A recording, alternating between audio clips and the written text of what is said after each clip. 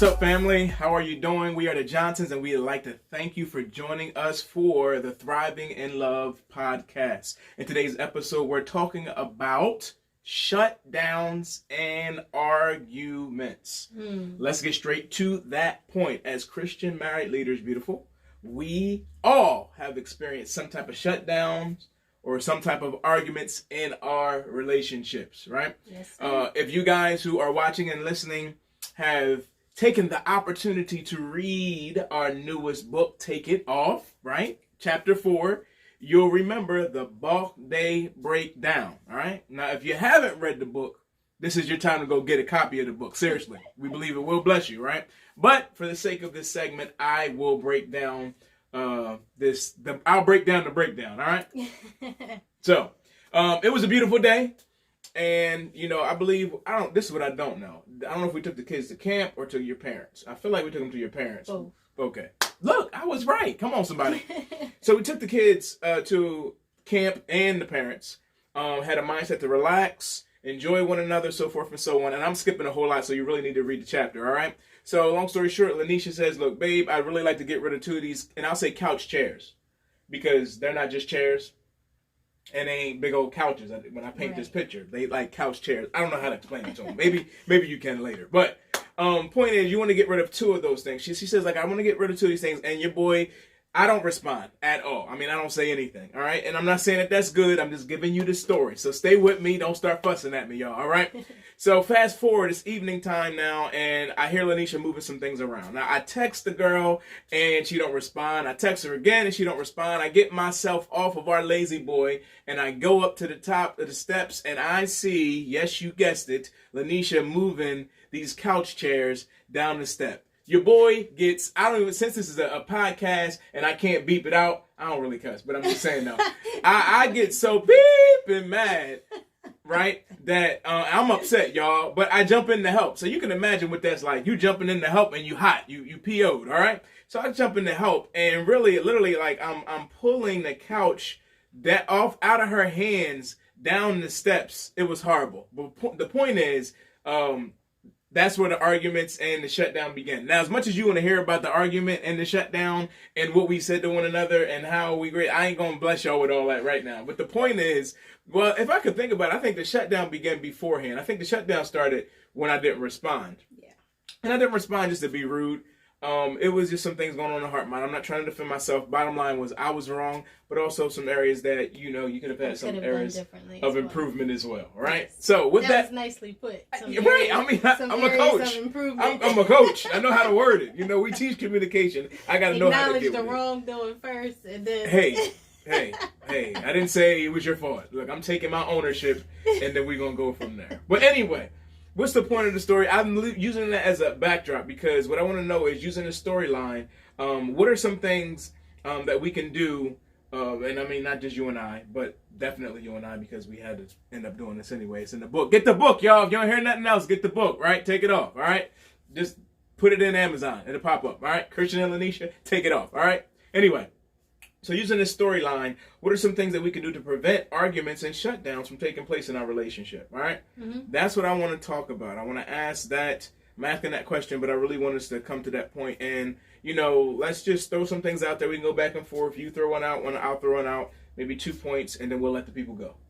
Cool. All right. So I'll rephrase it. Using this storyline, y'all. Y'all can already think about it. You can type it, email us. If you want to jump into this thing as well, feel free. You can tell Christian, Christian, you was wrong. You should have did this. But just preface, I'm referring to the podcast. So I don't just think you coming at my neck. No, let me stop. All right. But using this storyline, what are some things that we can do to prevent arguments and shutdowns from taking place in our relationship? Well, I know in this story in particular, like you said, I started shutting down because there was no response. So inwardly, like, we were still going about our day, but inwardly, this thing was brewing right in my head. And so she pointed to her mind for the listeners. Okay. Okay. It was brewing, but I wasn't saying anything. I didn't bring it back up, so I was avoiding a conversation, and therefore I began to make assumptions. So my first tip would be, don't make assumptions, because often we assume if our spouse doesn't respond, we assume what they're thinking. Yeah. We assume why they didn't respond. Mm-hmm. We make up in our mind that he doesn't care, or something else is more important, or whatever the case may be, and I start making assumptions, and my feelings get caught up in the assumption that could be 100% right, or it could be dead wrong. Right? It could have been the fact that you were tired and you were thinking, do I really want to get rid of the couches? Which, you know, we talk about in the book how what really came out of that day and what we learned once we started communicating. But making assumptions puts you in a bad position because you're filling in your spouse's gaps. Right. You're thinking for them, and that can be a dangerous place, because then if you ever been like me, you formulated an entire argument in your head based off of your assumptions, your one-sided argument, but you speaking for two. Yeah. So yeah, I would say do not make assumptions. Okay. Well, don't make assumptions, y'all. You know what they say about assumptions. Well, all right. I'm gonna keep this PG. All right. That's what I said. All right. Keep this PG. I guess I would jump in and say, always choose to communicate. All right. Always choose to communicate. In the story, using the storyline, when you communicated that I wanted to get rid of these couches, I could have been like, look, hey, know what you're saying. I hear what you're saying. They ain't in the best shape. They bulky. We trying to move on. I understand your heart and your mind. But just give me some time to process. I'll get back to you by 3 o'clock today. I know it's bulk trash day, but I just need to process. And that could have helped us not to go into that area, honestly.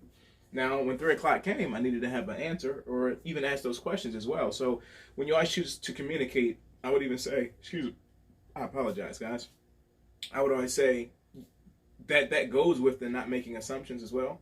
Because when you go to an area of always choosing to communicate, you can communicate in a accusatory way, which means that you had some assumptions. I've done that before and been guilty of that situation. So I could communicate and be like, well, why all of a sudden you want to get rid of these couches? You know, or whatever the case may be. I could have come across in the wrong way. So when you're choosing to communicate, always choose to communicate. I'm just saying, have that heart and that mind that's open to really get understanding. The Bible says that we say it all the time, and all that getting, get understanding. I like to get all the pieces, learning from our mistakes. I like to get all the pieces together before I make that decision or come out with her. I need to get the different pieces. Or I can say, look, I ain't thought through this. This is my first mind. This is my first heart. But I can share a little bit. Or why do you desire to get rid of it? Why this, why that? And then I can go back to, all right, cool. Thank you for hearing what you're saying. I mean, I heard what you said, but I need to reflect on this a little bit. And again, I'll get back to you, right? Yeah. Setting and balancing those boundaries in place so that you're not just stewing and creating your own story. I know he heard me. I know this, and I did. But, just going from there. Because sometimes I think we try to keep ourselves from arguing, right? Yeah. And so I don't want to argue about this, so I just won't say nothing. I'll be honest with you. And we found, too, within our cases, some couples go straight to argument. Some couples will flat out just shut down. And some of those blessed couples do both. Yeah. Somebody shuts down and somebody is the one who argues. Well, I know you heard me. Well, look, you're going to act like you're going to sit there and act like you ain't hear me. Oh, you heard me last night when like all that stuff. So we don't need to go there. But if you pull yourself down, like don't make those assumptions, right? That whatever the case may be, and then you go from there to always choose to communicate. Baby, what else do you want to jump in with? I would say that we have to make sure that we are pressing past our feelings. Like, you ever hear, someone say like, oh, I'm in my feelings, or you in your feelings. Like, that in those moments when you're in your feelings is not the time to react, but it's the time to work through them. So even as much as not just press past, but like work through them, because you need to filter through and figure out why you're feeling the way you're feeling. Yeah.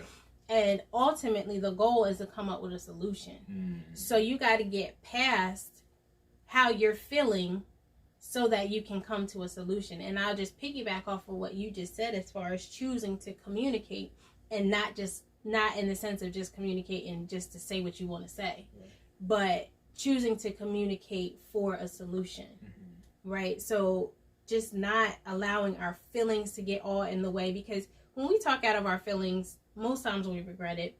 Most times it doesn't end well. It doesn't help you move forward. If anything, it may make you take a few steps backwards. Right. So pressing through identifying, understanding your feelings so that you can get to a solution. Because that's the goal. You want to be able to move forward and not get caught up or get stuck in avoiding the difficult conversation. Right. So I'll say lastly, we got to humble ourselves and serve your spouse in love. Like, so humble yourself and serve your spouse in love. Bold love, like Love, 1 Corinthians chapter 13, love. Come on, somebody, right? What it is patient, kind, not self-seeking, not easily angered, keeps no records of wrongdoings. You check it out, all right? It's all in there. And going back to the story, the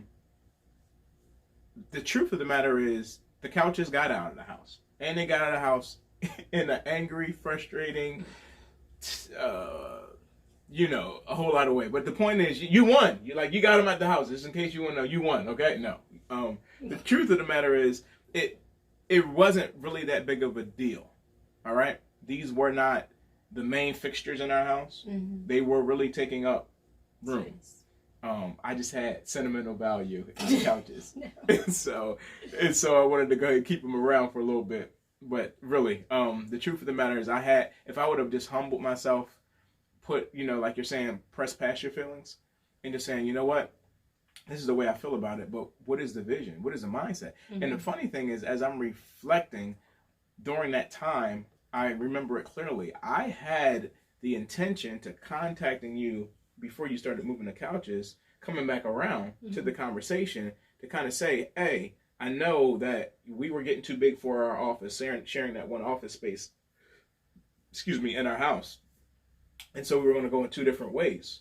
And so with us having two different areas, what do you want your office to look like? What do you want this? Well, like those different type of scenarios and different type of things. Did you want to put the couches down there? And if you don't, but that could have opened up the door for us to really talk and vision. I'm a visionary. Mm-hmm. So if you allow me the opportunity to share and to talk through things, I get more clarity, understanding. I get to see your picture and we get to move forward. I had a heart and a mind where I wanted to serve you. Mm-hmm. But my lack of communication matched with your execution, it just took us in a whole different element, a whole different place and space. Yeah. And, we missed the mark. And it took us to a whole area. And, that wasn't a good night that we had that night. And the next day we ironed it out. But the truth of the matter is, if I would have humbled myself and just said, you know what? Cool. This is what you want. Let me go ahead and serve you. And allow you to create that atmosphere and that vibe and that feeling. It wasn't that serious. Mm-hmm. Technically, you at that point in time, you're in the house way more than I am. I was out working, doing this, doing that, so forth and so on. So if you want to get rid of these couches to free up space, whatever the decision was never to hurt me. Mm-hmm. It was never to hurt our household. It sure enough ain't hurt our finances pertaining to that. It made more space, but sometimes I think we get stuck in pride and what I want. Yeah. And it's not about humbling ourselves. It's that pride was opposite of humility. Mm-hmm. And then it's not about serving you. Mm-hmm. Even when I grabbed the couch, it wasn't in the area of serving you, right? It was an area of, well, she shouldn't be doing that couch. She hurt herself. All that other type of stuff is just nonsense. So let's just dismiss this, guys. If you're hearing what we're saying, let's not make those assumptions. Let's always choose to communicate. Let's press past our feelings to work on coming up with a solution together. Yeah. Right there. Then when you come up with it together, it's easy. Go ahead, humble yourself, serve your spouse in love so that you can move forward. And yes, we use an analogy dealing with couches and something simple, but the truth of the matter is some of y'all argue over something that's way more simple than that. Y'all arguing over the toilet paper. Let's cut this nonsense out and let's move forward and get to that point in place. But the truth is there's a lot of couples that are dealing with problems with communicating. Yes, us as Christian married leaders, we communicate to everybody else, but there's an area inside the house where we have been hindered or dealing with some difficulties with communicating. So beautiful. Again, what can we offer? What kind of solution do we have for those who are listening and are wanting to identify and make these right steps to move forward, but they need a little bit more help. They need something more tangible. They need something more practical. Yeah. Talk to us about that. Well, you talked about that always choosing to communicate, and sometimes we want to communicate, and sometimes we have no problem communicating. We're just not communicating the right way. Therefore, we find ourselves in these situations where we're arguing, or like you said, somebody's shutting down. Oftentimes, you have one spouse who's more reserved and one spouse that's more vocal. And so that vocal person may find themselves always sharing, and they get to the point where they just spew out whatever they're thinking, and they don't filter through properly, or they don't know how to address the conversations in a way where their more quieter spouse would receive them without shutting down or being offended. And so what we did was put together what we call purposeful conversation starters. So it's a script, it's a download that you can get totally free on our website. But basically it's telling you like the do's and don'ts of approaching these conversations, having purposeful conversations, meaning you're able to talk about your relationship, where you are right now, where you want to go, feelings, desires, whatever the case. It may be a problem you need to talk about. Either way, taking these steps, walking through these steps in this download will help you to begin those conversations, right? Sometimes these conversations, depending on the situation, may be a bit longer. It might not be one sit down where you find that you begin the conversation and come to your solution, but these scripts are going to help you to get that conversation started on the right foot. Good. Not started in an argument or started in somebody shutting down or blowing up. So you can get your free download on our website. Yes. And I think the website is thrivinginlove.com/download. Yep. thrivinginlove.com/download. And we have that for you. Absolutely. All right. So get your purposeful conversations, script? Yeah. Okay. Get your script and join us with our next session. All right. So we like to leave you with this. And so you remember it. And matter of fact, I need a shirt or something with this on it, because I say it all the time, these points or something. Maybe we need to do a podcast just specifically from this. But what we want you to remember is, as a husband and wife team who is totally committed to God, a proven system, and each other, there is a 100% chance for success. So we love you. We thank God for you. And we will see you next session.